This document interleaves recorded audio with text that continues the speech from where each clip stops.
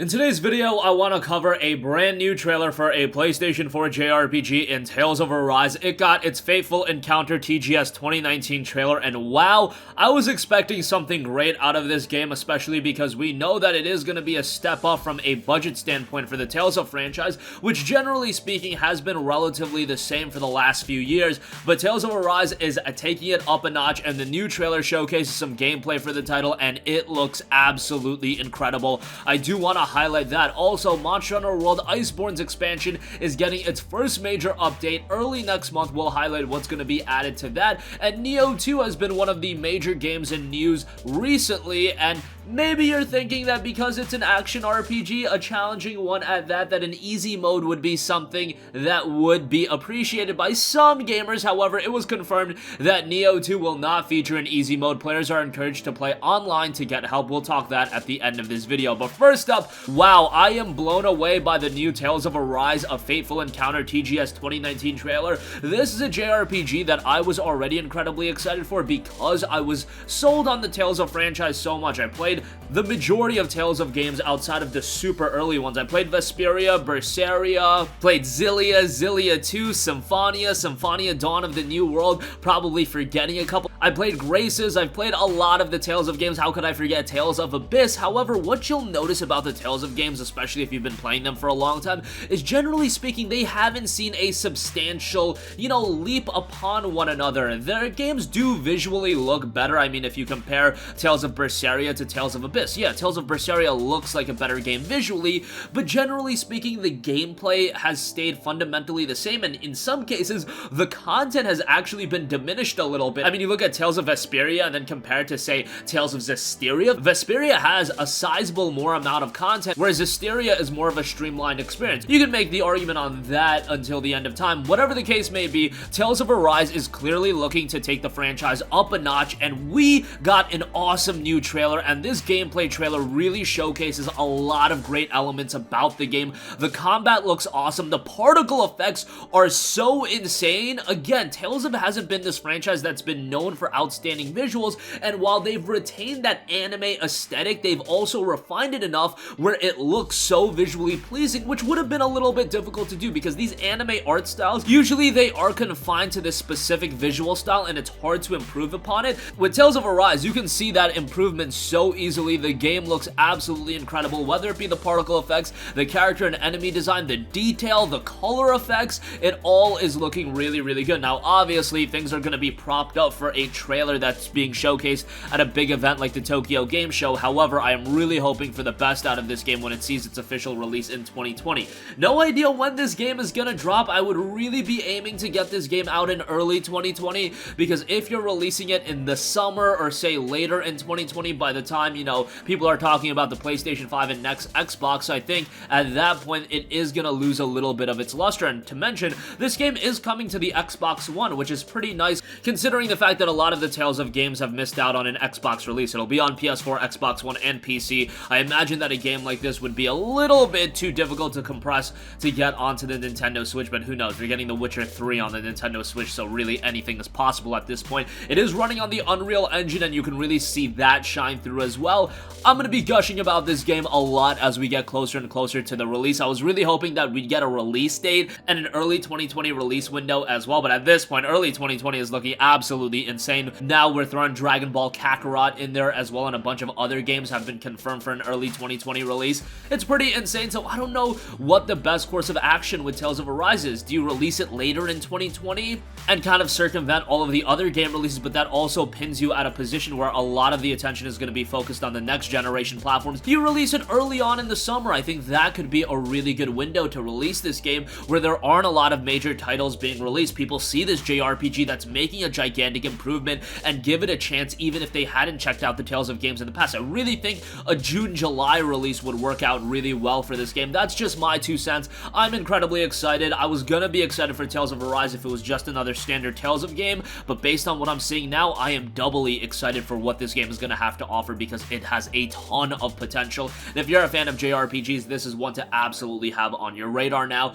We already knew it was gonna be a big step up, but I don't think people were expecting this big of a step up. Alright, moving moving on from that, enough rambling on that. Monster Hunter World Iceborne has done incredibly well from a commercial standpoint, selling 2.5 million copies. That's actually digital sales as well as total copies shipped. Of course, they did bundle the game with Monster Hunter World and did the Iceborne Master Edition. Well, now we know that Monster Hunter World Iceborne is going to continue to be getting updates, and the first major update is going to be dropping on October 10th. It was noted that the first major update for Monster Hunter World Iceborne expansion will drop on October 10th, Capcom announced at the Tokyo Game Show. As previously announced, the update adds Rajang as a huntable monster, which Capcom describes as, quote, an ultra-aggressive creature that few have a chance of surviving against, that sports powerful arms that pack a punch and turns gold when angry. Monster Hunter World is available right now for PlayStation 4, Xbox One, and PC, and the Monster Hunter World Iceborne expansion is available for all of the aforementioned platforms as well outside of PC. The PC version is due out in January 2020, so a little bit of a bummer that they have to wait a little bit longer, but Iceborne has turned out really, really well. I'm excited to see where Capcom takes Monster Hunter World in the future. It was noted that this is going to be the only premium expansion for the game, so if you're expecting another big expansion for the game, that's like another $40, that probably isn't going to happen. What probably is happening is that Capcom behind the scenes is working on a Monster Hunter title for the PlayStation 5, next Xbox, and PC. If they're not doing that, they're completely out of their mind, because the appetite is definitely going to be there for people to jump into another Monster Hunter experience in, 2021, 2022, whatever the case may be. I do believe Capcom is going to stay committed to MH World for a long time, and they're going to be releasing various updates and making sure that the experience is refined in whatever the case may be. However, the market is definitely there, the clamoring is definitely there. Monster Hunter is one of the major franchises in all of gaming right now, and I'm really happy for Capcom from what they did, taking Monster Hunter, which is a franchise that's been around for so long, taking it from that niche audience that it had, and now upping the ante a lot more with the Monster Hunter franchise as a whole, and to see the overall appeal that the franchise has had in 2018. Again, the franchise has been out so long that you typically don't see that. A game that has been around for so long, once it finds its audience, it kind of sticks with that audience. With Monster Hunter World, it just took Monster Hunter to another level, and it exploded in popularity. And if you've yet to check out Monster Hunter World at all, I would say check out the Iceborne Master Edition. You can find that for $50, or wait for a sale on that. I would imagine come Black Friday, it is going to be down to like $30, and at that point, it is going to be a great buy. Alright, lastly, I do want to mention that Nioh 2 is another game I'm very much looking forward to, and another game that's coming out early 2020, so adding on to that packed lineup. But Nioh 2 will not feature an easy mode. Players are encouraged to play online to get help. According to the game's producer, Fumihiko Yasuda, at Tokyo Game Show 2019, there are things in place to assist players with the game's difficulty. He noted, the game is a so-called massacre game, so we want the difficulty to be the same for everyone, even if you may be able to see people beat the bosses on YouTube and that sort of stuff. Yet we do have things to help players out, for example, the Benevolent Graves and 3-player multiplayer, and we do think those will be a big helping hand for people to beat the game. So I know that a lot of you guys, or at least some of you guys, I shouldn't say a lot of you guys, because I think the majority of you guys are with my stance when I talk about Sekiro Shadows Die Twice, and how the notion, even suggesting that that game should have an easy mode, is the dumbest thing that you could say about the game, because a game like Sekiro, a game like Nioh, these super challenging action RPGs, they were designed, and the vision for the game had the challenge in mind. You completely mitigate the reason of the game existing, the game being what it is, if you create this easy mode, because the challenge is a gigantic element of the game. It's such a major element of the game that I can't think of a direct comparison, but it's like taking a major element of another franchise and just completely altering it to the point where it makes the game unrecognizable. Yes, the idea would be that you would offer the ability to play on easy mode, or you can play on normal mode, or, the traditional difficulty, but the game was designed to play with the traditional difficulty. It's not about playing through the game on easy mode. That's not what this game is about. I think a lot of games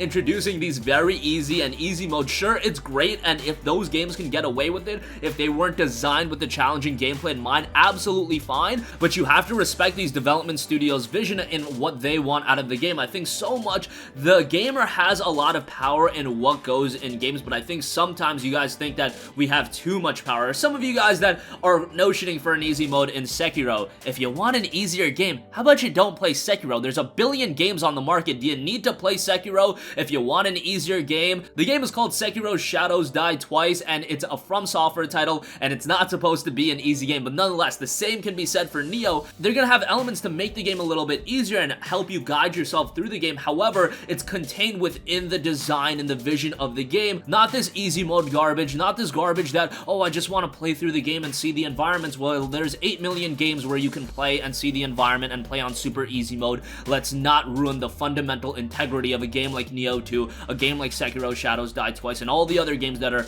designed with challenge in mind. If you want an easier game, go play an easier game. Nioh 2, Sekiro, all these games, hopefully they remain steadfast in sticking to what brought them to the dance. And that's gonna conclude this video. Again, I'm incredibly excited for Tales of Arise. That game is shaping up to be an incredible JRPG. As a big fan of the Tales of franchise, can't wait for that come 2020. Monster Hunter World Iceborne is getting its first major title update, and that'll be dropping October 10th, and Nioh 2 will not feature an easy mode. Players are encouraged to play online to get help, and there will be other elements to help you through the experience as well. That's gonna conclude this video. Sound off with all of your thoughts in the comment section down below. Thank you for watching, and goodbye.